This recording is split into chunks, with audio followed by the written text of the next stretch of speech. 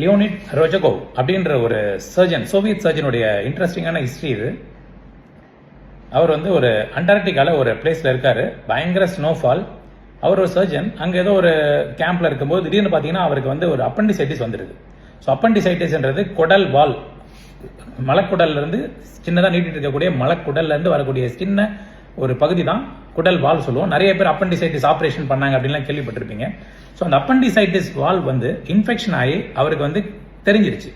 Classical symptoms அவர் கண்டுபிடிச்சாரு. ஏன்னா ஒரு சர்ஜன், அவருக்கு தெரிஞ்சிச்சு நமக்கு அப்பண்டிக்ஸ் வந்துருச்சு அப்படின்ட்டு.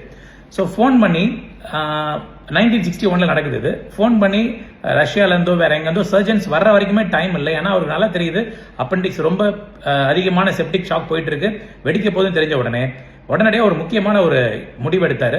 லோக்கல் அனஸ்தீஷியா போட்டு அவரே அப்பண்டிசெக்டமி பண்ணிட்ட ஆபரேஷன். ஒரு வரலாறு கிடைச்ச ஒரு முக்கியமான பிக்சர் இது. அவர் சர்ஜரி அவருக்கே பண்றாரு. இந்த பிக்சர்ல பாக்குறீங்க.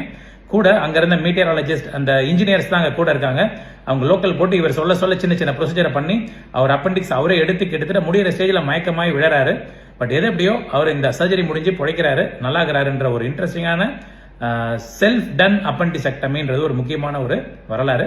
ஸோ லியோனிட் ரோஜகோவ் ஆஃப் சோவியத் சர்ஜனுடைய வரலாறு. இன்ட்ரெஸ்டிங் ஸ்டோரிஸ் இன் சர்ஜரி.